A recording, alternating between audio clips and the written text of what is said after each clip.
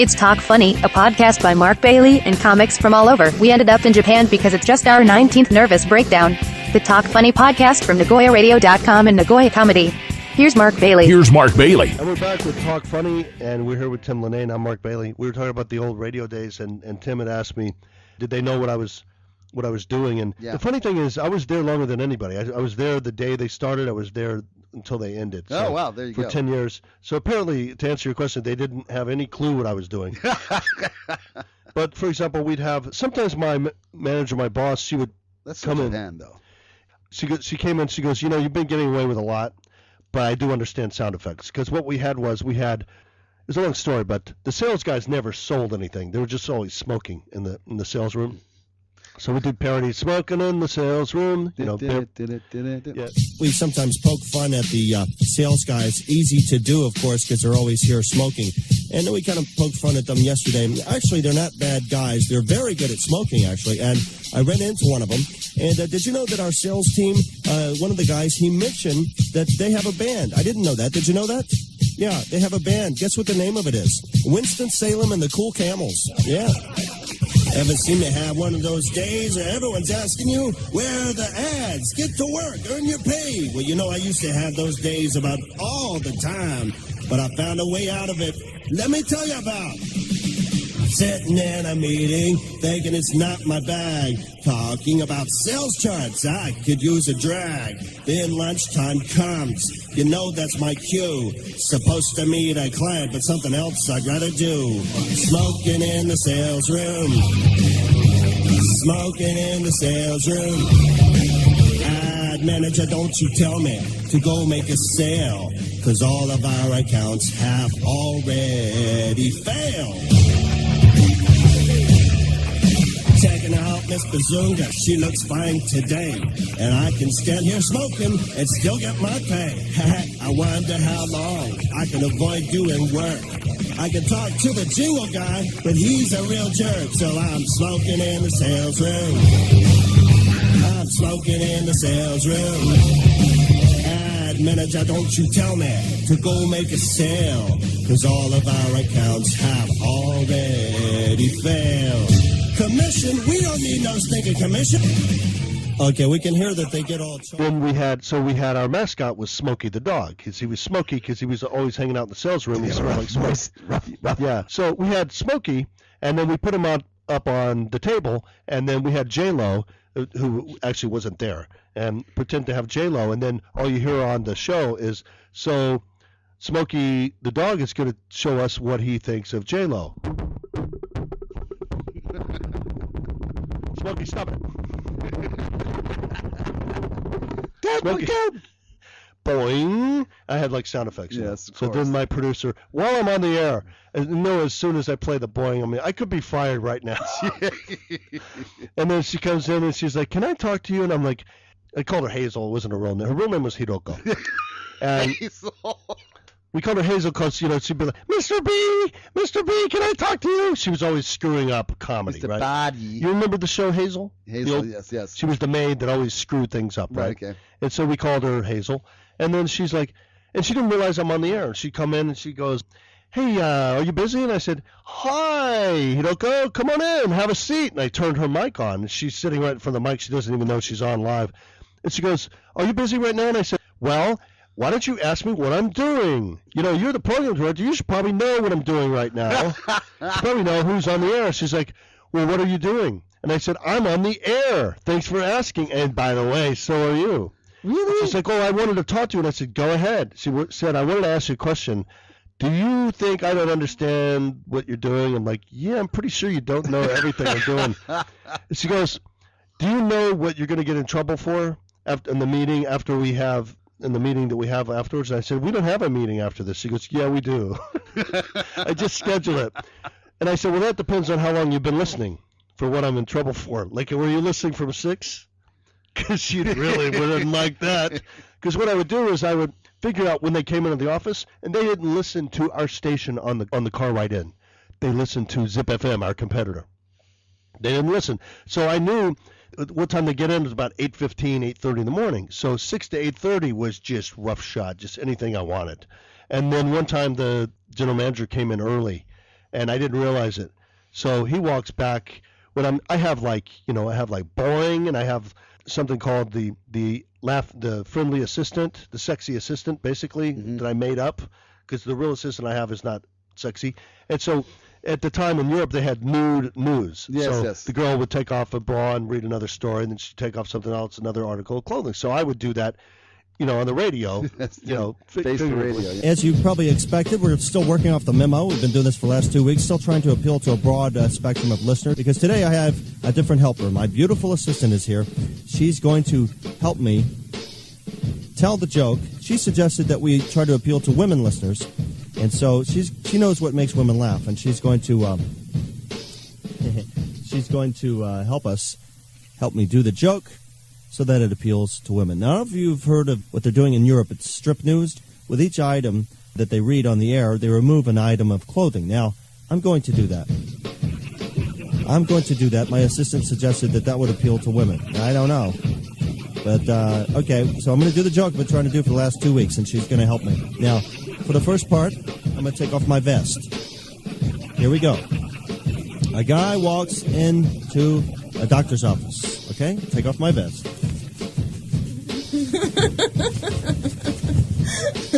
Okay. Calm down.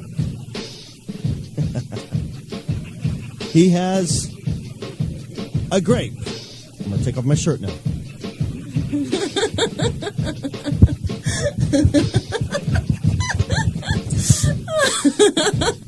Okay, calm down. Now, when I say he has a grape, now, in his nose, speaking of noses, I'm going to take my jeans off now. Unzip here. Unzip.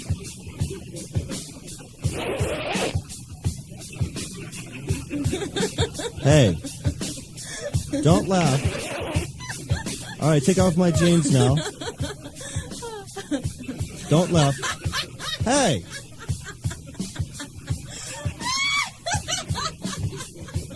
I just hope I don't get too excited. It's not that funny, is it?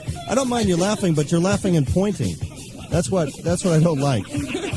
Don't.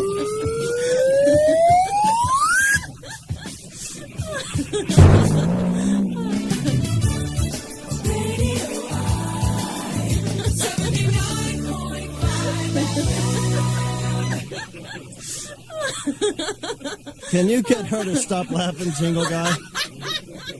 Stop pointing. How did I push the jingle button? I didn't use my hands. Oh, I remember now my tangent that I was going to say. So I let loose because I thought it was my last day, and I did all of these horrible, edgy things. And you couldn't use profanity, but, all these innuendos, these kind of things. All right, so when I finish, I got all this hate mail from, like, Okazaki and all these foreigners who are listening to me, all this hate mail. And so I have a meeting with the general manager, and he goes, we're getting a lot of hate mail. And he goes, yeah, our listenership has gone up, like, by 12% because of your hate mail. So I just want to say good job. So, what does this mean? He goes, we've got so much hate mail that we have to change the fax machine, the paper. This is back when we had fax machines. Japan still uses fax machines, people. Yes. This is true, right? Yes, they do. And so he said we had to change it, so I wanted you to stop your bit so we could reload for the extra hate mail that's coming in. So one of the hate mail things was a lady, and I won't say her name, but she's in an African prison now. Never met me, and she would write horrible things trying to get me fired. And at the time, she lived near Okazaki, I believe. And I never met her, and she would just keep saying horrible things. So the worse, I find out, like, what did you like? I wrote it back, and I said, which was most offensive to you? And she's like, well, this one and this one. I'm like, okay, I'll write more like that. And then I get more hate mail. So she actually tried to get me fired, but the joke's on her because I guess Jewish karma works, because I was there for 10 years. She took a trip to Australia. She was Australian. And I guess on the way she was going to Kenya or something, she got caught with heroin. Oh. And probably didn't even know. I think she just pissed off so many people because she was really nasty to me and she didn't even know me. Nope. I think she was so nasty that somebody got her back. And now she's in a prison in, I'll have to look it up, in Mozambique, something like that. She's in a prison. And so I wrote her. In prison? Yeah, I wrote her to prison. I wrote her while she's in prison, and I said, I know what you did, but so does the Jewish God. And I said, I'm sorry you're in prison, but maybe you should have been nicer to people. Maybe this is karma. Seriously, It's like, because I was, and I never heard back from her, but, my thing was, yeah, I'm a horrible. Yeah, almost. But that's, the Jewish God, karma's real. So Karma, Jewish God. I don't believe in good karma. Judaism thing, I don't believe in good karma, but I do believe in bad karma. Okay. Seriously. So my whole thing is like, I'm actually a nice person, and I don't know about that. But my demeanor. When I'm going to meet him. My demeanor is horrible on air, right? On stage, I'm not a nice person on stage. Yeah, I kind of agree with you on that. On stage, I am not a nice person. Very combative. Yes. On the radio, I was not a nice person. But that was an act. That's what I keep telling myself. Right. It's an act. Been doing this act since I was born, but it's an act. Yeah, it's still ingrained. No, but it's kind of like Andrew Dice Clay. He's actually a really nice guy. So I'm actually a very sentimental, sensitive person, believe it or not. When I'm not, I'm serious. People tell people don't believe me. Reinvent yourself. Yeah, but I actually am very nerdy. I don't know if you know that part of me. I'm actually very nerdy. I agree with that. I'm very nerdy. I'm actually an introvert when I'm not like teaching or working. At my house, I'm just boring. I'm just listening to language programs and studying. Me, man. Yeah. No, seriously. And so it's all an act. But I got this from being bullied in school, and from second grade, and I never went back. What a shocker story that was. How can you imagine I was a Jewish kid being bullied? Being bullied. No way. About what? About it? What wouldn't we bully you about? Were they bullying the Hasidic curls? No, I didn't have those. But so since second grade, I realized that I was smarter than the bullies, and that I could make fun of the bullies, but I would preempt them before they came over to beat me up, because if I tell a joke and then they beat me up, then the teacher gets mad. But if they just come over and beat me up before I tell a joke, I don't have the teacher's attention, and the teacher won't believe me, right? So I learned to preempt it. So, the guy walks in, and it's like, the guy's so stupid he can't spell B-O. I look like a friendly guy that you could just shout out stuff. Big mistake. We've learned opposite of that one, yeah. I do comedy in front of adults because I like adult women, okay? Yes. And I'm trying to pick them up, right? So if I do a kid show, what does that say about me? What do you think says you're just emulating Michael Jackson. What do you think I left Brooklyn for? All right, well, Tim, I think this is he won't be back for a while, but thanks for coming by. And Tim has some actual paid work to do later on today. Yeah, I think so, yeah. And one of those glorious English teaching jobs. So anything you wanted to add? I think we've covered a lot of things. I think no. I do want to add. I would say I really enjoy working with you, Mark, and I look forward to doing some more comedy shows with. But sometimes I'm on the show and sometimes I'm not. But we usually have our GC shows at February, April, June, September, November. That's what we're trying to stick to. But I also want to say it's like we're always looking for new talent. So if you want to get up and do like 3 minutes or 5 minutes in the stand up and in the front of those shows, you're most certainly welcome. And new talent is always welcome. And it's been great, dude. We do like open micers to come on, but it's not because sometimes we scout for people, but I mean that's sometimes we found Steve that way, but we're not actually listening for your jokes. So the funny thing is, like, when I'm like emceeing, I'm actually not listening to the open micers. I'm just timing them, and I'm thinking about my own stuff. I got to get up later. I'm thinking about what I'm doing. I'm trying not to forget what I'm doing on stage, but I'm timing them, and I'm basically not listening. So open micers are kind of, they think, well, you talked about how Japanese wives are crazy. That was my bit. No, man. Any guy that lives in Japan that's their bit. Japanese wife, that's bit. I earned that. Okay, I'm married. I earned that premise. So we all have myself really well versed in marriage. I've been married 3 times. Exactly.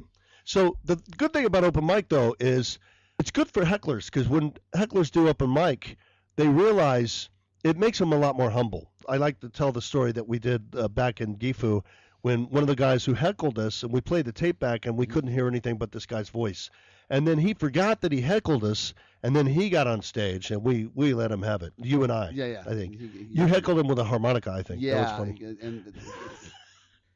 But then again, I got derailed by a harmonica player, too. Exactly, yeah. But I'll tell you the truth. You hecklers, you're thinking, you're not adding to the show. You're just throwing everybody off their game. And it's hard enough, we don't do this every night. And it's really kind of hard to stay on your game and stay on what you're trying to do when somebody's breaking in on you. There you go. No, but that's true. It's like people think, I've heard